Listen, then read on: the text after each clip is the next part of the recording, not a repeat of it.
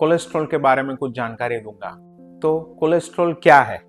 Cholesterol वो अपने शरीर की एक बहुत ही ज़रूरी चीज़ है, जो बेसिक सब्सटेंस है, जो काफ़ी चीज़ों के लिए ज़रूरी है, अपने हार्मोन्स के लिए, अपने फैट मेटाबॉलिज्म के लिए, वो सब के लिए ज़रूरी है। तो हम लोग कोलेस्ट्रॉल को एनिमी क्यों मानते हैं?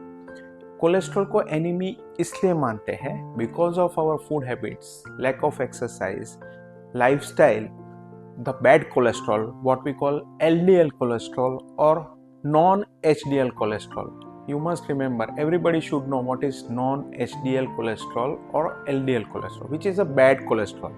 उसकी मात्रा बढ़ जाती है शरीर में, जो हार्ट पे, ब्लड प्रेशर पे, किडनी पे, ब्रेन पे इल इफेक्ट्स देते हैं, जैसे आपको हार्ट अटैक आता है या स्ट्रोक होता है। तो LDL कोलेस्ट्रॉल और नॉन HDL कोलेस्ट्रॉल जो हम बोलते हैं, वो हमारे लिए विलन है। और जो हम हाई डेंसिटी लाइपोप्रोटीन और HDL कोलेस्ट्रॉल बोलते हैं, जो वो हमारे लिए अच्छा कोलेस्ट्रॉल है, जिसकी मात्रा जितनी ज़्यादा होती है उतना अपने लिए अच्छा होता है।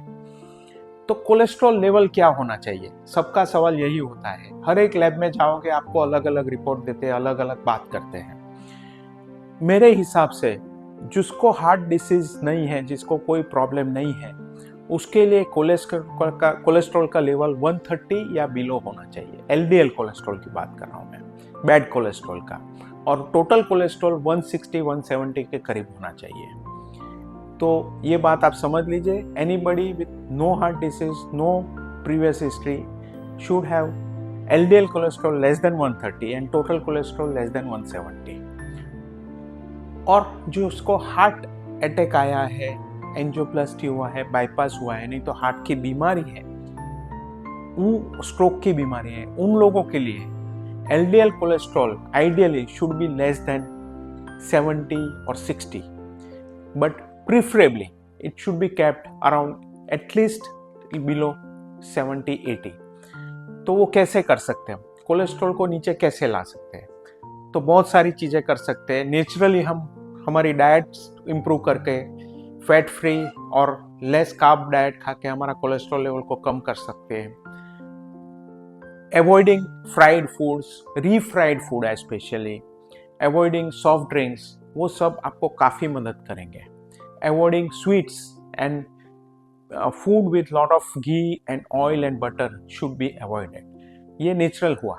Secondly, exercise would help you to reduce your weight as well as improve your health, as well as in turn reduce your cholesterol level.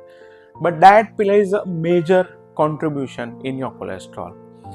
Apart from diet, आपने डाइट किया फिर भी आपका कोलेस्ट्रॉल कम नहीं होता है, तो आप क्या कर सकते हो? तो उसके लिए आपको what we call statins, जो स्टेटिन, रोजुवास्टेटिन, एट्रोवास्टेटिन, प्रावास्टेटिन, काफ़ी स्टेटिन करके ग्रुप का मेडिकेशन है, वो लेने की ज़रूरत रहती है। Once you are on statin, it is for lifetime. उसके मेजर साइड इफेक्ट कोई नहीं है। You just have to check for your liver and muscle pain नहीं हो, वो देखना होता है। And statin, once you start, it has to be taken for a very long duration, most preferably for life time, unless you say develop some complication. तो statin is a wonder therapy to control your cholesterol level.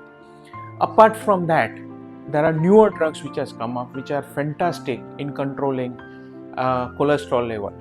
Evolocumab आया है, काफ़ी सारे drug आए हैं जो आप अपने डॉक्टर की सलाह के मुताबिक ले सकते हो, जो आपके कोलेस्ट्रॉल को कम करने में काफ़ी मदद कर सकता है। कोलेस्ट्रॉल लेवल कंट्रोल करना क्यों जरूरी है, वो भी आपको मालूम होना चाहिए। तो कोलेस्ट्रॉल लेवल कंट्रोल इसलिए करना है कि lower the cholesterol, lower the chances of getting a heart attack, lower the chances of getting a stroke, lower the chances of getting kidney problems. So ये मेजर बीमारी आपके शरीर में जो आती है कोलेस्ट्रॉल की वजह से, उसका incidence as well as intensity, especially progression कम हो सकता है अगर आप कोलेस्ट्रॉल का ध्यान रखें। Thank you, take care.